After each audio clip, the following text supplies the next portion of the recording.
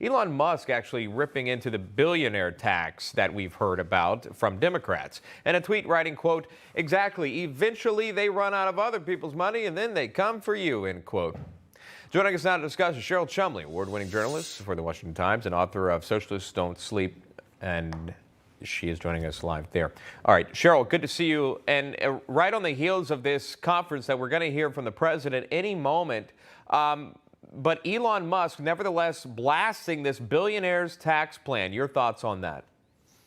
Well, he's right to blast it. This is right out of Socialism 101 playbook, to pit the rich as the evildoers, to set the rich against the poor, and then allow politicians on the left to come in and rob Peter to pay Paul and emerge the good guy. The problem with that is that, as Margaret Thatcher's famous saying goes, socialism's great until you run out of other people's money. And this is where a big corporate tax is headed. This is where increasing the money that corporations have to pay, where it will lead to the American public. It always gets passed along to the consumers, and it ends up being, in effect, a tax on consumers. We're waiting for the president to speak at any moment here.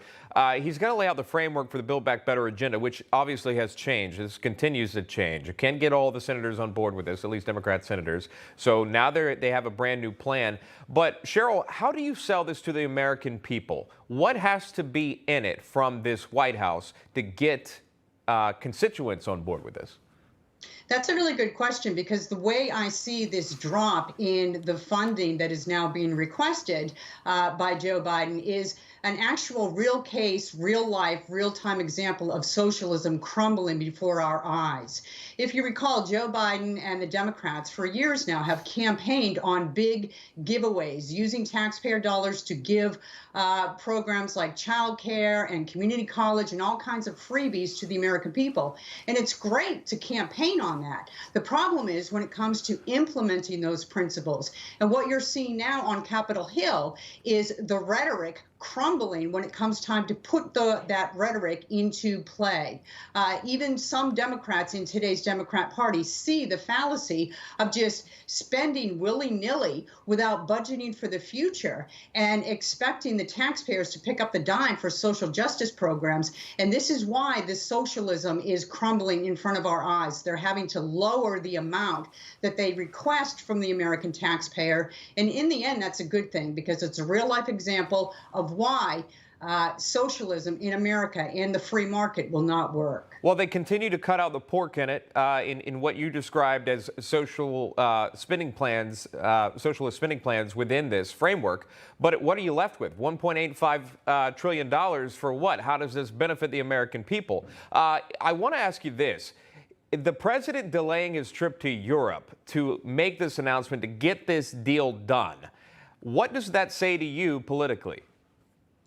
It says that Joe Biden desperately needs a win. Look, there's nothing that this president has campaigned on that has actually come to fruition that has benefited the American people. And this administration is facing desperate times. And it's trickling down into other races that we're seeing Democrats around the nation face right now. In Virginia, there's a race going on right now that is neck and neck that I suspect the polls are downplaying the Republican candidate's chances for governor win, because that's how the polls always do.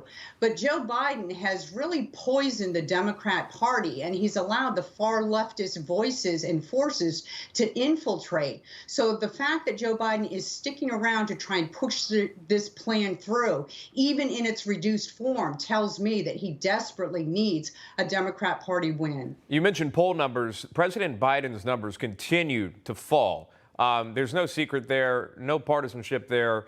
They dip and dip and dip, and it's crisis among crisis among crisis. But this seems to be the forefront of his agenda, again, trying to get this $1 trillion spending bill. But everyday Americans are asking, what about all the other crises? What about inflation? What about me paying way more for this Thanksgiving dinner or Christmas than we ever had before? Your thoughts on that? Because those are the things that even people who aren't political in America, those are the things that touch them and open their eyes to politics. And when you have a president that campaigns on things like climate justice and climate change, and a lot of American people don't pay attention to issues like that so much. But when their Thanksgiving dinners come down and it's twice as much as last year, and they go to the gas pumps and they have to pay twice as much as they did a year earlier, those are the things that Americans notice, and those are the things that energize them to get involved more in politics. And that's what we're seeing there in Loudoun County, just as an example, one example, CRT, masking, etc. Cheryl Chumley joining us live. Cheryl, thank you so much. You can get your free copy of Socialists Don't Sleep, Christians Must Rise, or America Will Fall. That is her book. You get that when you subscribe to Newsmax magazine for a full year with a special discount offer. It's $28 for the book. You get it free again. Just subscribe to Newsmax magazine. How do you do it? Simply call 1-800-237-8001. Go online. Hey, I'm Rob Finnerty. Thanks for watching. If you enjoyed this video, please join the conversation in the comments below. Don't forget to subscribe, too. Hit the bell icon to be alerted to breaking news. And remember, there's a whole lot more on Newsmax TV, America's fastest growing cable news network. Newsmax TV, we're real news for real people.